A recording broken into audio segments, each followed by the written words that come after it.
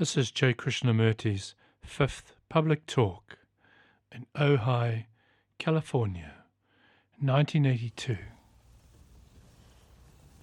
We will continue, if we may, with what we have talking about last Sunday. Some of you probably were not here,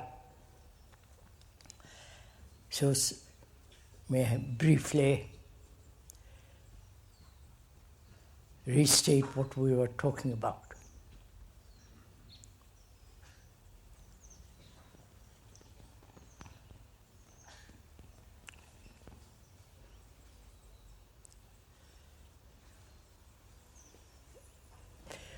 One would like to point out, if one may, that this is not an entertainment. Most people are used to be entertained, sustained by somebody else's words, actions, and so on. This is not a lecture, as is commonly understood. Nor are we trying to direct or tell you what to do. This is not a propaganda.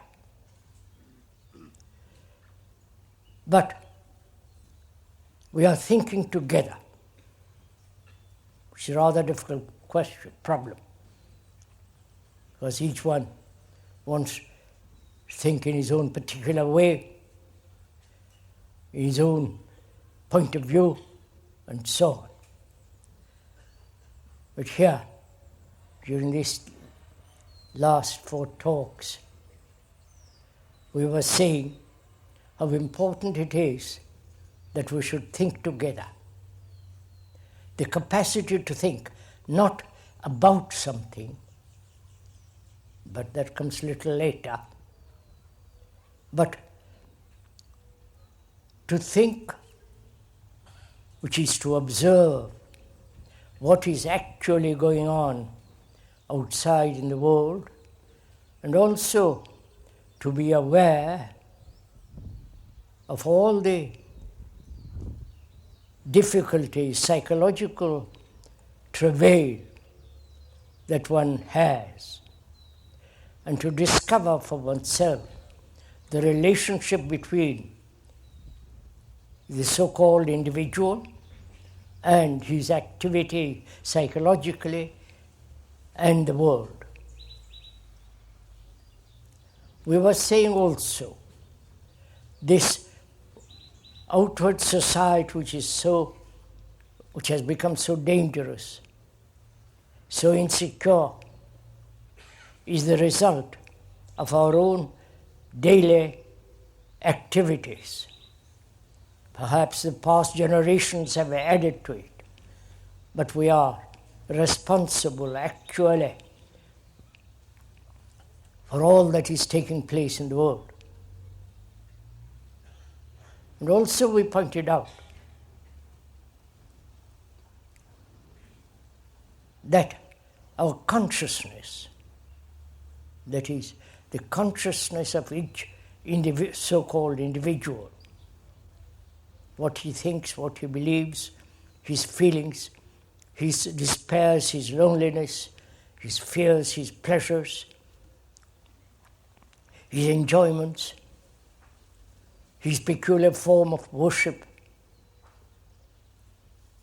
and so on. Those are the content of our consciousness. And that this consciousness is common, if one may use that word common, to all mankind. Wherever you go, in this marvelous earth which you are slowly destroying, wherever one goes, even if you go as a tourist, there is this problem for all human beings. They suffer, they go through great agonies. The fear of loneliness, not being able to stand alone, their form of worship, their beliefs, their gods and so on, just like in the West. So, as we pointed out, when you go into this question very deeply, this consciousness, which each one of us thinks that it is ours, our special property, is the common property of mankind. So, consciously, deeply, we are not individuals. Though all religions, all society, all families and so on have maintained that we are separate individuals with our own peculiar tendencies, capacities, outward forms, name and so on. We are the rest of mankind. Therefore we are mankind. We are the world and the world is us. This is not a peculiar exotic theory, something as an ideal, but an actual psychological fact. Whether you like it or not, this is a fact. Because you suffer, and the Asiatics also suffer. You have your many problems, and so have they. You are a nationalist, and so are they. You want security, permanency, endurance, continuity, so do they. So, the illusion that we are, in our consciousness, separate individuals, is not a fact. And when one realizes that, not as an idea, not an idealistic concept, something that we have to strive after, but rather that this is the ground on which all human beings throughout the world stand. And also we were pointing out that in our relationship with each other, intimate or otherwise, man and woman, there is a great deal of strife, great deal of misunderstanding, contradiction, each one psychologically going his own way, pursuing his own ambition or her fulfillment, so on, like two parallel lines never meeting, perhaps sexually. And also we are pointing out the nature of fear, the various forms of fear, and whether human beings who have carried this terrible burden of fear for millennia upon millennia can ever be free of it completely. We went into it very deeply, step by step. And it is possible, not a theory, not a goal, but it is possible actually to be totally, completely free of psychological fears. And also, we talked about the pursuit of pleasure. More and more in this world, outwardly, various forms of entertainment, both religious as well as the various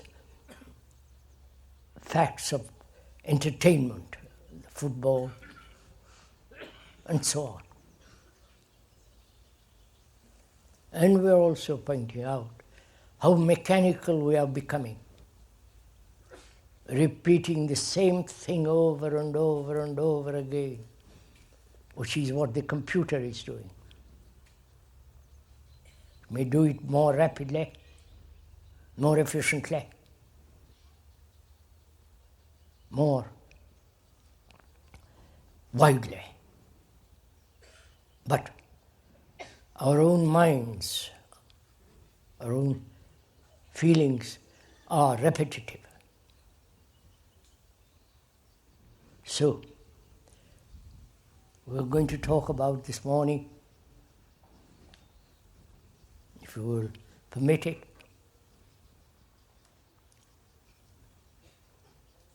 why is it that we human beings who have lived on this earth for over 1,000,000 years or more, why we have become what we are? Brutal, violent,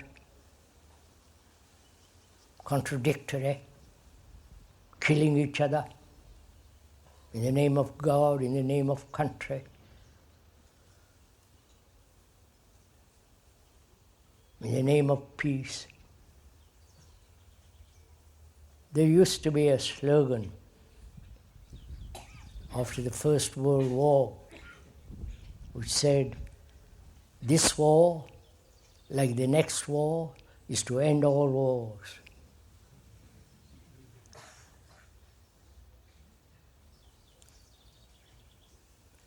And this repetitive process of killing each other has been going on.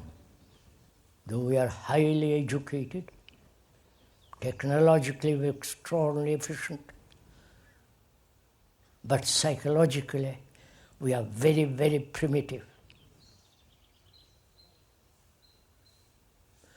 And we were saying, why is it that we do not change? Why is it that there is no end to all this terrible, individualistic, competitive drive which is destroying the world?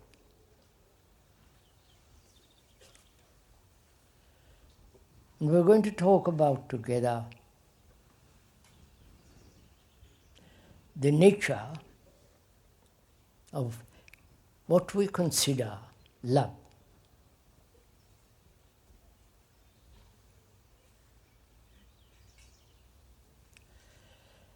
This has been a question that has existed among the ancient Egyptians, the ancient Hindus, and recently the Christian world, and the Islamic concept.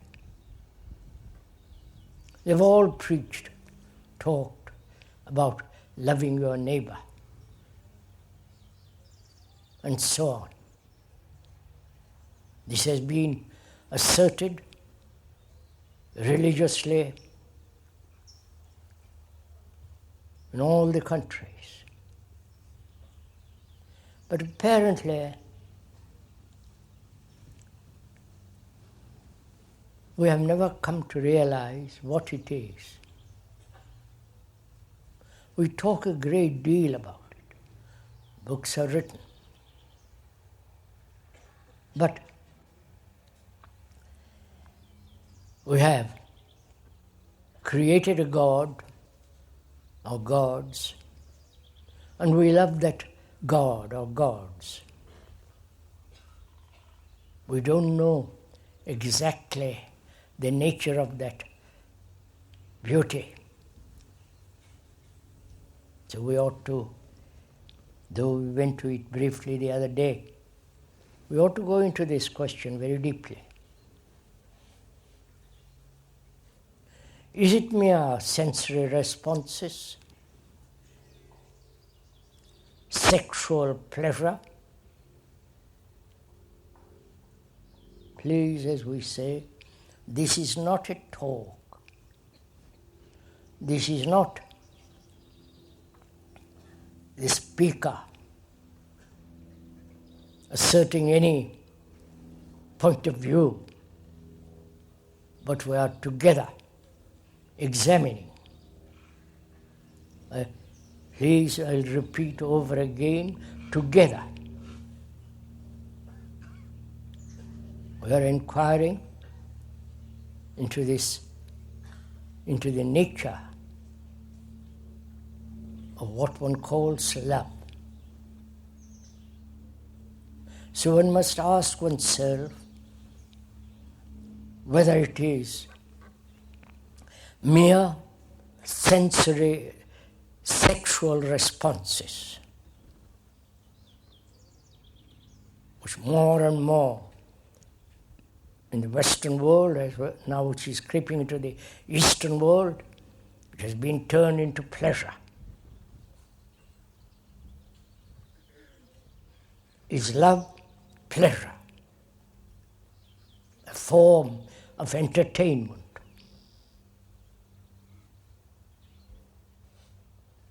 A thing which demands some kind of sensory fulfillment.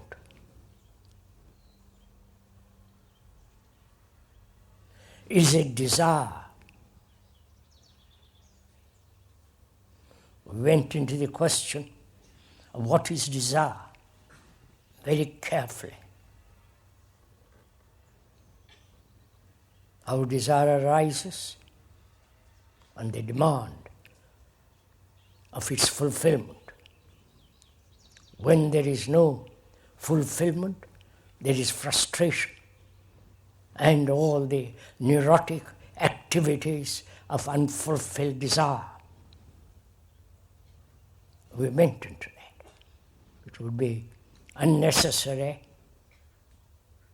if you come for the first time, and one hopes that you will not mind if you will not go into it again.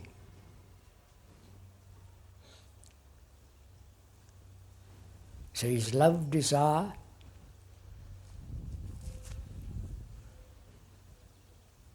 If it is, then all the complications, frustrations, the demand of its fulfillment with all the conflicts that arise.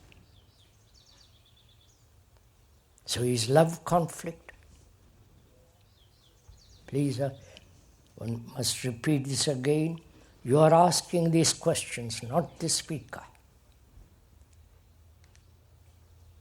The speaker is merely pointing out which you are, which you yourself are examining. Not merely verbally, intellectually, as a thing of passing by, but actually in daily life. Is love a movement which has continuity in pleasure and desire? You are asking the question.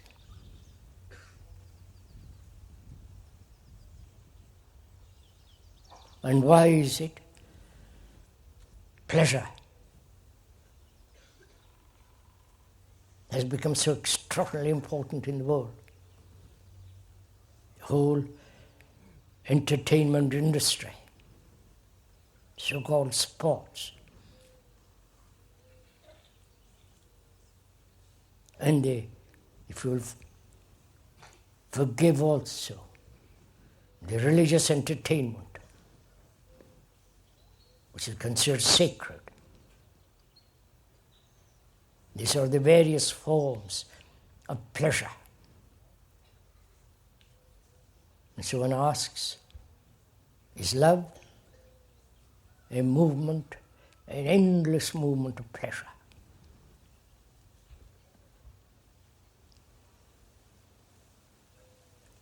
Is love attachment? Attachment to a belief, to a concept, to knowledge, to a person, or to a symbol.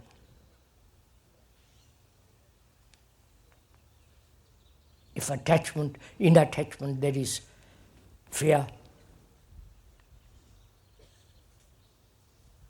all the agony of being alone. So if one sees the consequences of attachment, one is attached to the country, to the flag, as everyone in the world is doing that. The separative, symbolic flag. Asiatics have their own flags, to which they are terribly attached, as in this country, for which you are willing to kill each other, which is what is happening now.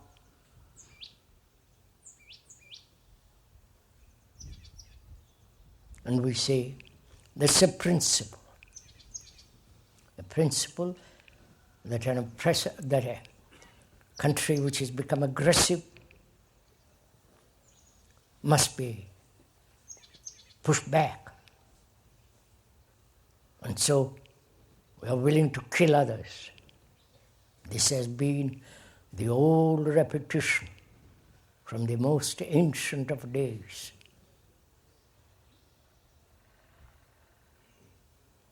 And every religion,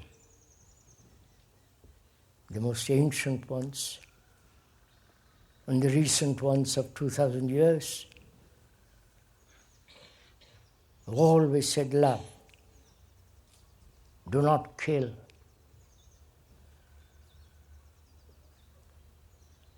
But our pleasure overcomes this edict.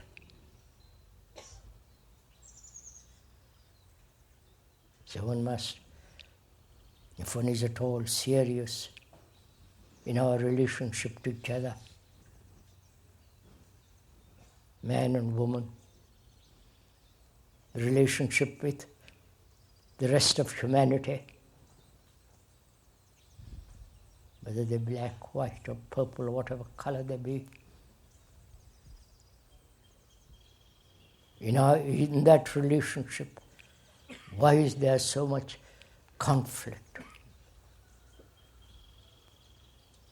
Is it that in that relationship we seek security, safety,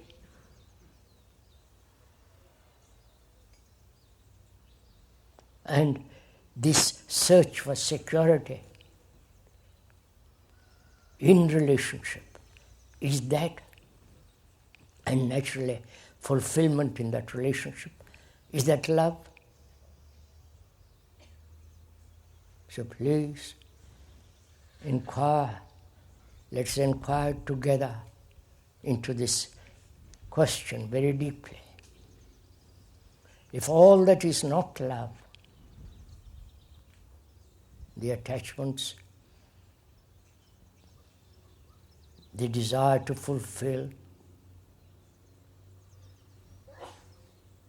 the urge and the fear of being alone, lonely, all that, if all that is not love, like jealousy, hate, arrogance, pride, all that is not love, can it be ended? This is really quite a serious problem. Because we never end anything, come to an end. But we want Where there is ending, a replacement. If I give up this, what will I have? So the question of ending a particular problem is really quite important. The ending. Because after all, as we're going to discuss a little later, the ending of life, which is called death,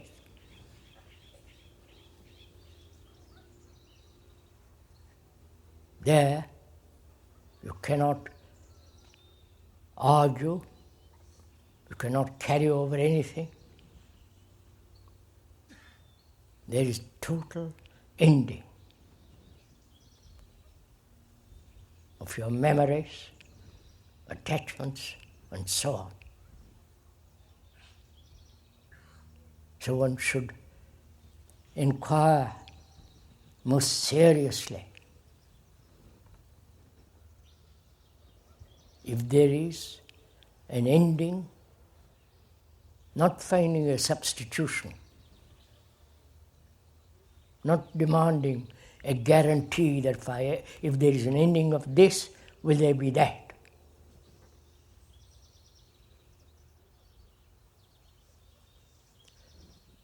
So we ought to inquire very deeply, as we said, can all the things which are false, like pride, arrogance, attachment and the desires, pleasures and so on, which obviously are not love, can all that end?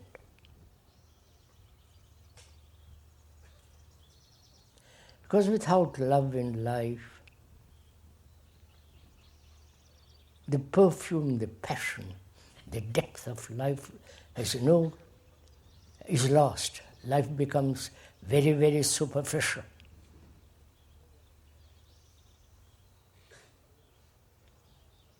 Very mundane, worldly, which is what most of the world is becoming, more and more.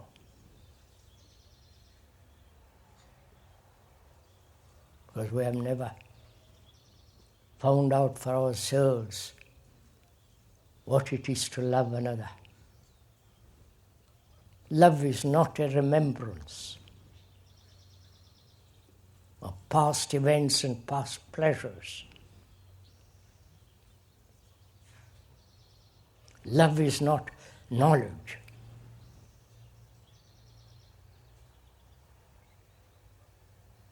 But yet knowledge has played an extraordinary part in our life. Because there are all the scientists and the biologists and so on, saying that the ascent of man is only through knowledge.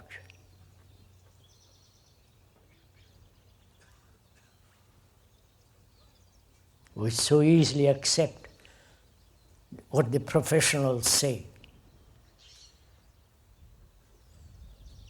We never inquire for ourselves. It's one of the calamities, I think,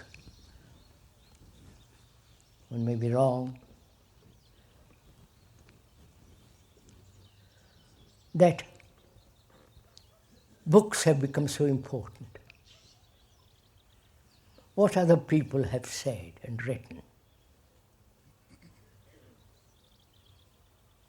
All the professionals, psychologists, we're talking of not the professionals in the technological world, but the psychological professionals who have accumulated a great deal of knowledge about oneself, about other human beings. And that will knowledge transform man, transform totally, completely the nature of his consciousness. Not partially, not here and there, little less fear, a little more kindness, a little more generous, less conflict. But with this knowledge that man has acquired through many, many centuries about the psyche, about the various divisions in consciousness,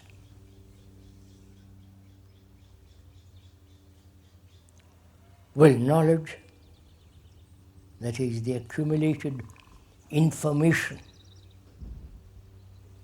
and accumulated experience,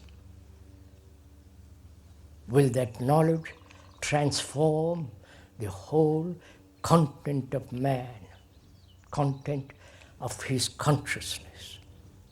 Please ask this question of yourself.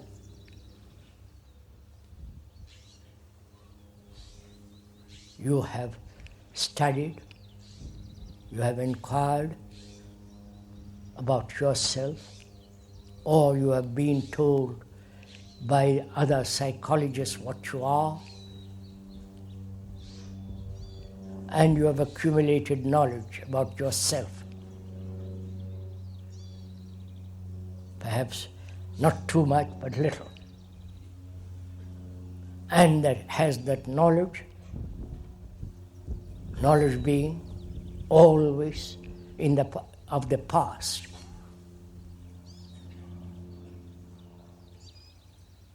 Whether that knowledge has transformed man,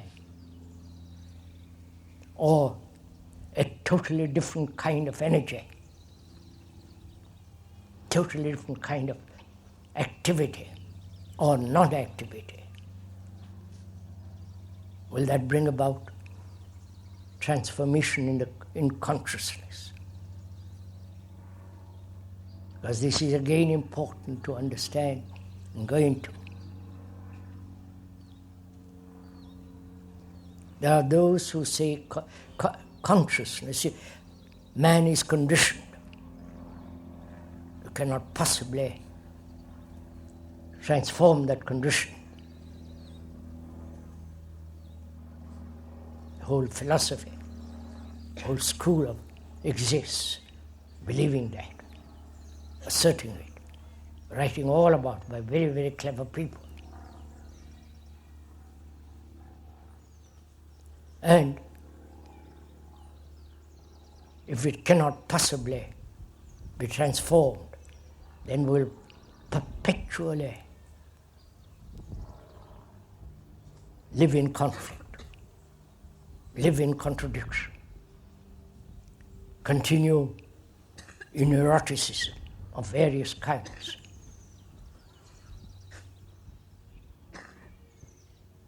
So, is knowledge of one's wife going to transform the conflict that exists between man and woman? So one has to ask, what place has knowledge?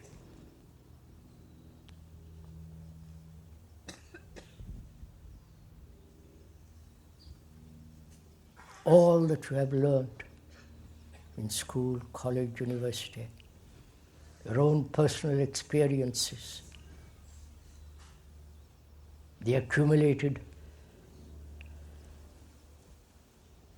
reservoir of memory, which is stored in the brain, which is the past. Meeting the present may modify itself and continue in that modified in time as the future. So he's saying, asking, will that knowledge, has that knowledge brought about deep change in human beings so that they will not kill, so that there is no fear of whatsoever psychologically, so that human beings have this extraordinary capacity to love another.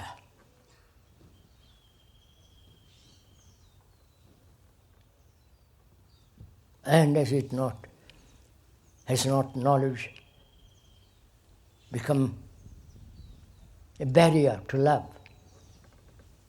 Please do inquire into all this.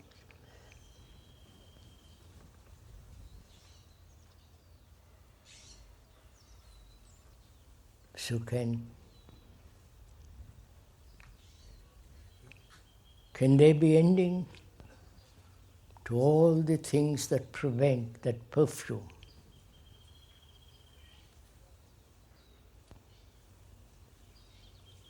And it cannot be brought about through conflict, through struggle, through the assertion of will. For after all, will is the summation of desire, the essence of desire.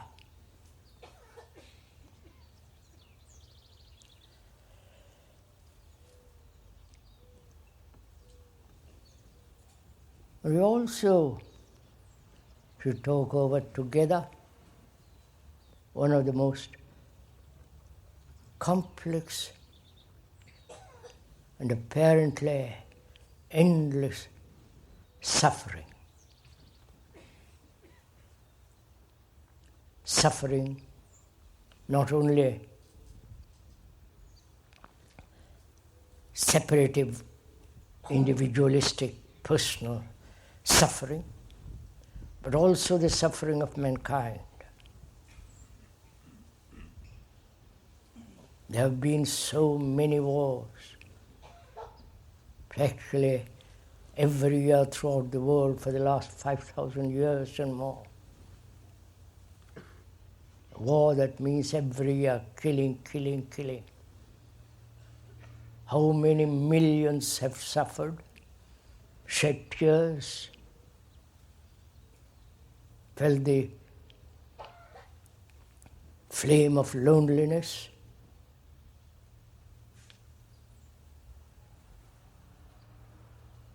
And yet we do not apparently use our intelligence to stop this cruelty, this bestiality of violence, which we talked about too the other day. So there is suffering.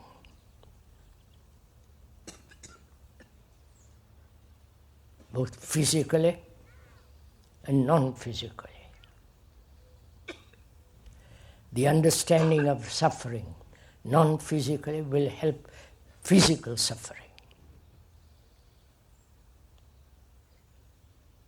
So we must first inquire together into the nature of suffering, why human beings psychologically, inwardly go through agonies.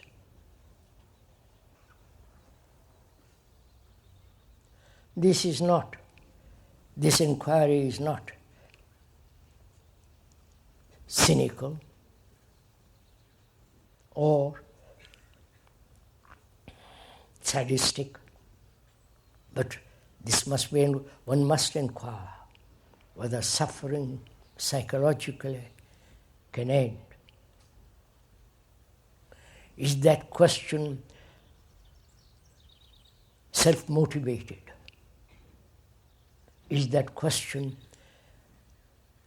irrelevant? Because we are inflicting, human beings are inflicting psychologically a great deal of suffering on others.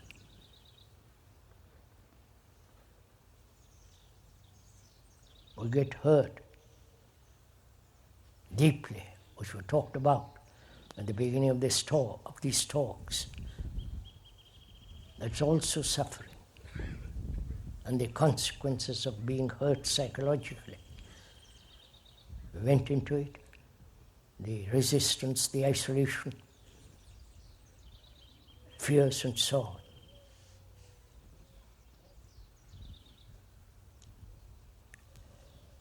And in the Christian world, suffering has been avoided in the worship of a symbol. But suffering still exists. In the Asiatic world, there are all kinds of explanations for suffering, but yet they suffer. Apparently, there is no end to suffering. The human sorrow, the human pain, the grief that seems to have no end. And we ought to inquire together, not verbally intellectual, but or romantically, find out whether it is possible, whether there is an ending completely of sorrow. Because where there is sorrow, there is no love. Where there is sorrow, there is no compassion. Where there is sorrow, there is no depth to intelligence. So one must go into this question. Who is it that suffers?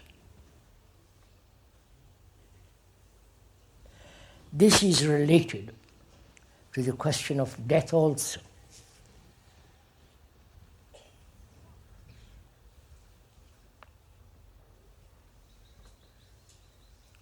We'll go into that too. There's time this morning. Who is it that goes through agony, tears, and utter loneliness and despair when you lose somebody whom you think you love?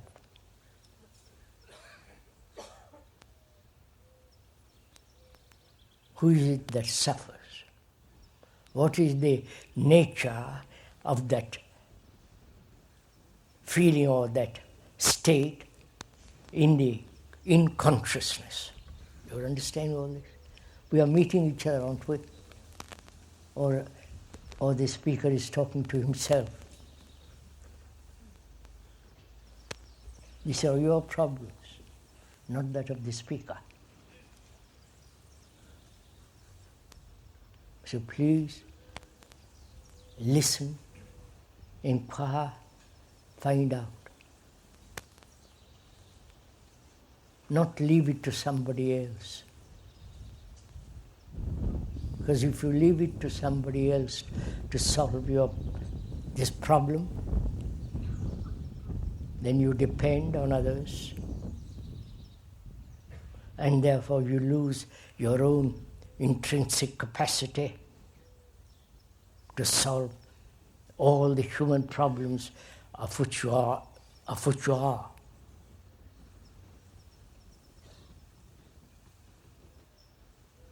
So we are asking, who is it that suffers? When you say, shed tears,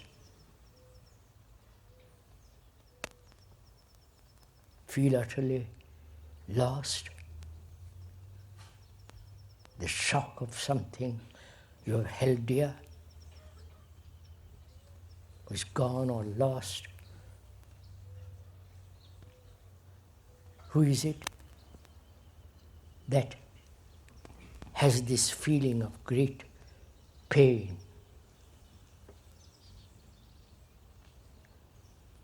Which means, who is it? Who is the I that says, I suffer?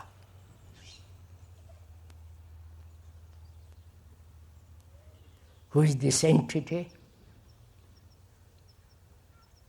that feels this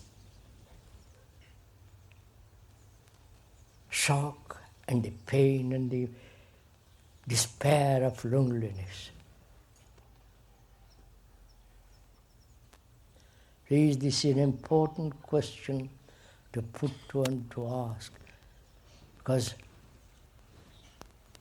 for when we are inquiring into the nature of dying,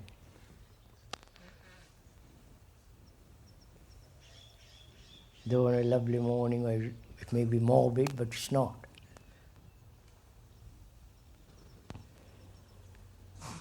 There too, who is it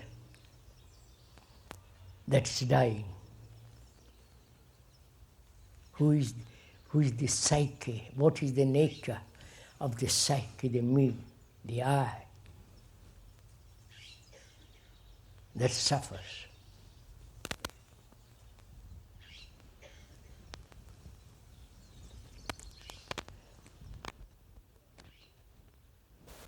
We have clung to the idea the I is something permanent. The I has a continuity. The repetition, my house, my property, my house, my knowledge, my experience,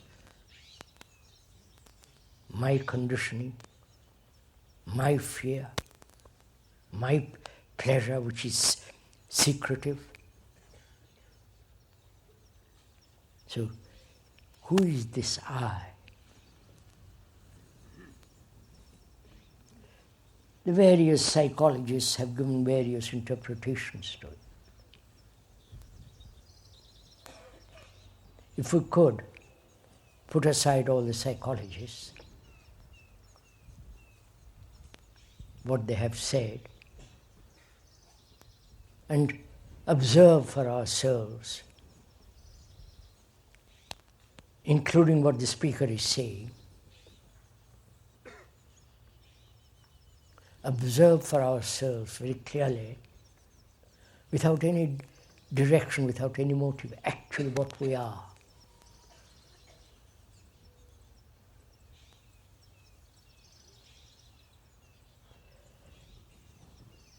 The ancient Greeks and the ancient Hindus have talked about knowing yourself,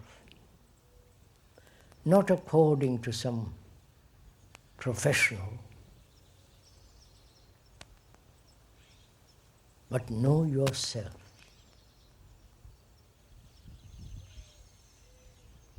What is that self, and what is it to know about it? You understand? What is the self, and to know about it, and what is the knowledge that is accumulated after knowing about it? You understand the question?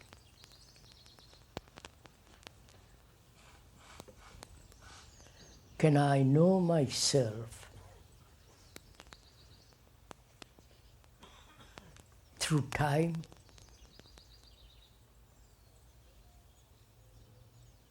That is, I have observed myself, watched all the reactions in my relationship with another, intimate or otherwise. I've accumulated a great deal of knowledge through that observation.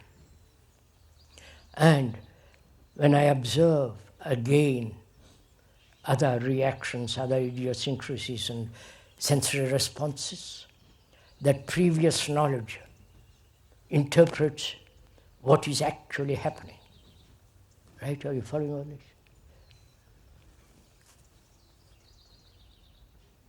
So, you are actually not knowing yourself. You are perpetuating the knowledge which you have acquired through various examinations and observations, which has become your knowledge, and that knowledge is beginning again to interpret the present responses or the present happenings and incidents. So you are perpetuating the knowledge which you have acquired, modified, and projecting into the future. This cycle is knowledge, action, learn from that action, which becomes further knowledge. So keep this cycle going. I hope you understand all Isn't that so? We are not telling you anything that you have not observed it yourself, if you have observed. So, to know oneself really deeply, previous remembrance, previous knowledge has no place. You have to observe each incident and each response as though for the first time. That is to know, observe, enter into the field of this immense life which is specialized as the me. Where there is the me, the self, there is no love.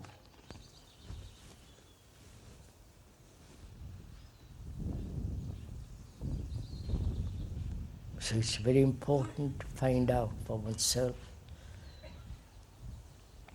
and not escape from this question. Because it's your life. It's your responsibility.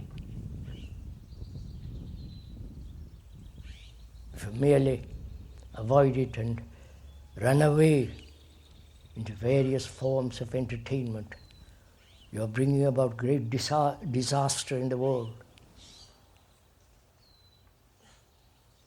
for which you are utterly, totally responsible. And where there is the ending of suffering, there is compassion. Suffering, the ending of it, is to have passion. There is a vast difference between lust and passion. Lust everybody knows.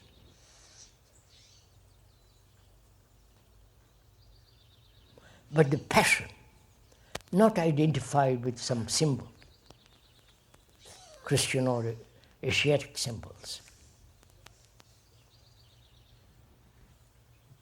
We have lost that. We have not that passion. When the missionaries, the evangelists, the preachers of God and all the rest of it, they are salesmen. To have passion.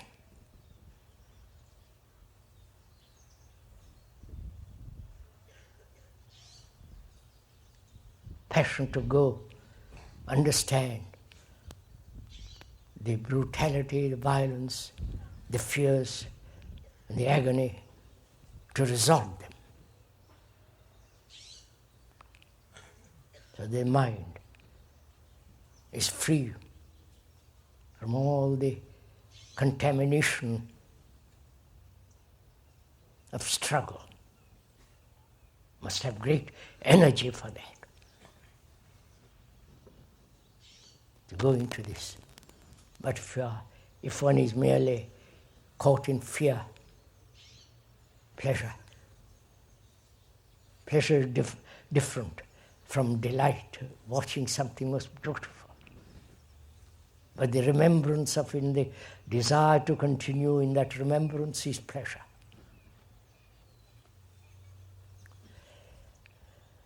And if we have time,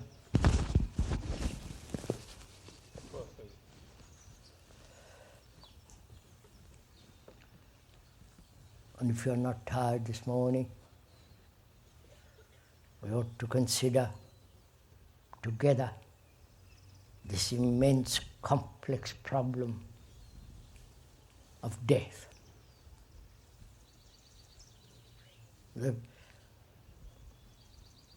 As pleasure, fear, attachment, hurt, the conflict in relationship, that's our daily reality. And death is also part of our life.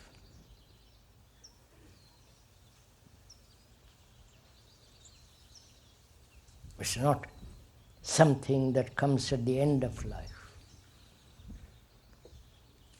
After old age, disease, accident, it's part of this whole business of living. And we never consider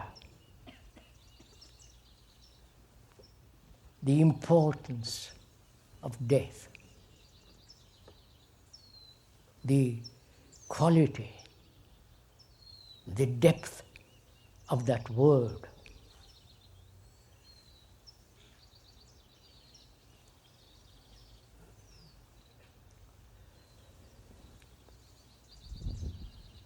Most people are afraid of it.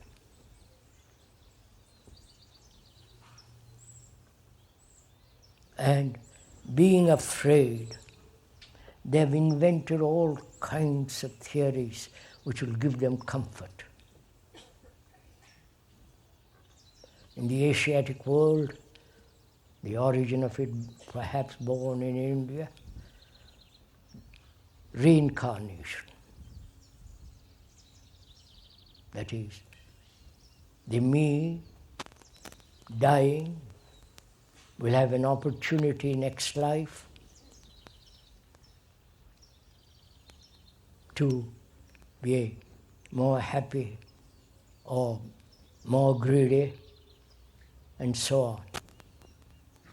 In the Christian world, there is this whole concept of resurrection.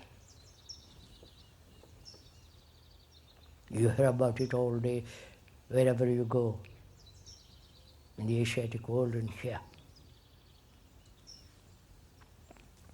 And which is important, what is after death or before death?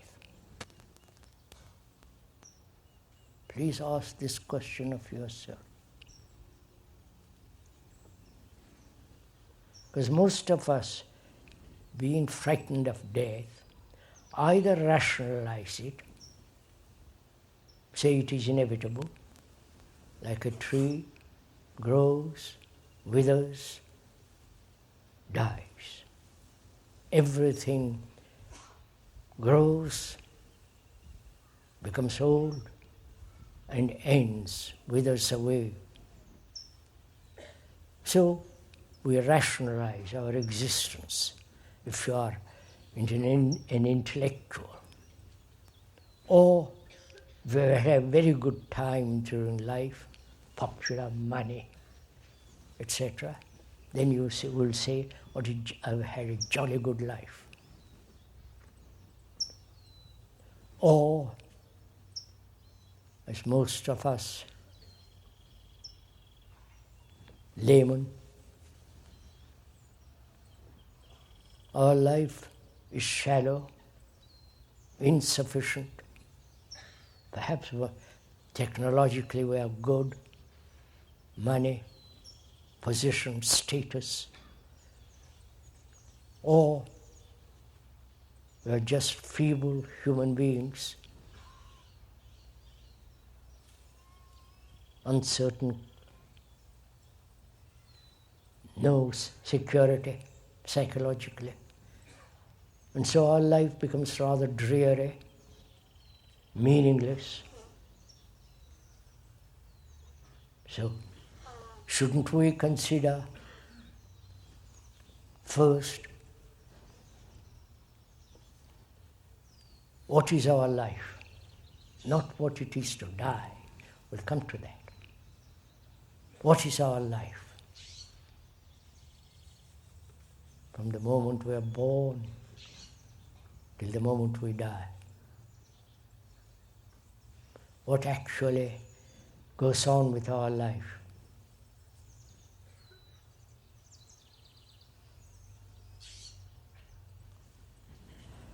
You know all about it, we don't have to repeat it. If you have grown up an adult, you work in a factory, or a businessman, lawyer, from morning till night. Repeat, repeat, repeat.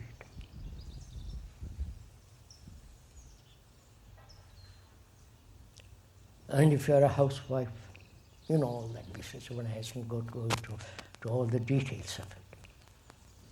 So our life is pretty shallow. Whether it's the scientist, or great philosophers, or generals or politicians, apart from their title and position, they are just like other human beings. Vain, frustrated psychologically, seeking all the rest of it. So, our daily life is a routine and an escape from that routine. Our daily life is work, work, work, without any leisure. And if there is leisure, which is called holidays, it's mere enjoyment. So our life is shoddy, tawdry. Please excuse these words, they are just describing what it is, with occasional flare of great beauty and depth and happiness.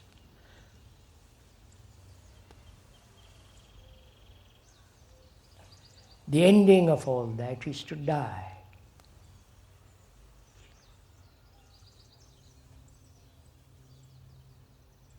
And man, woman, throughout the world is more concerned about death than living. Living without conflict. Living with great energy. Living in clarity. Living without a shadow of conflict. And that's possible only if fear ends completely, psychologically. Then there is no need for gods.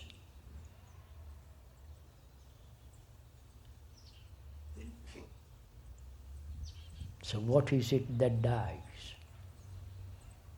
The accumulation of the knowledge about oneself, the accumulation of your properties,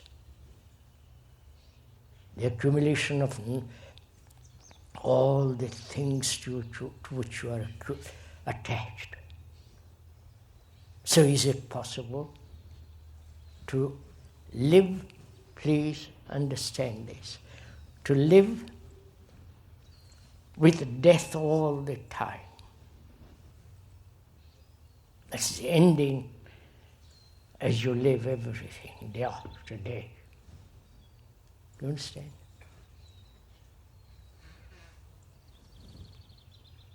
That means the mind is incarnating afresh each day. That is creation. That is a mind that's creative.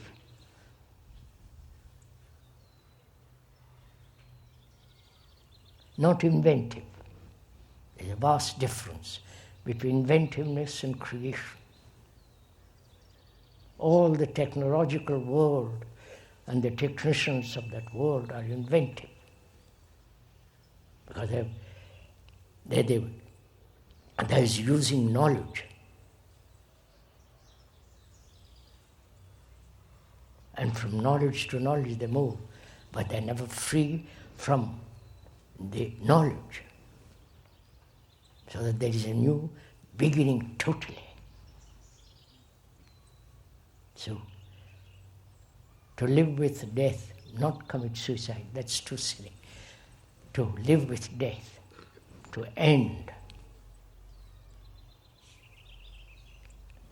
my hurt, end it completely,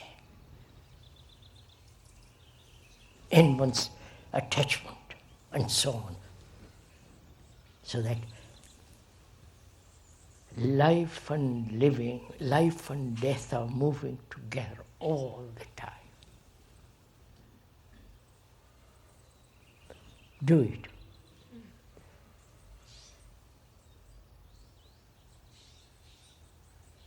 If one applies one's mind and energy to this inquiry and its activity,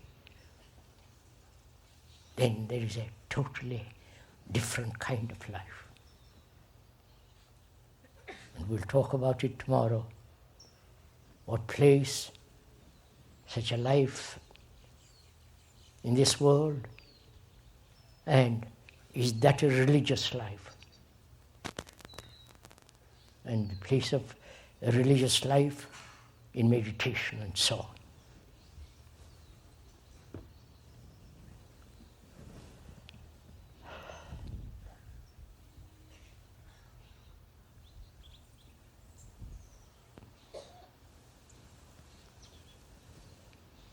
May I get up, sir?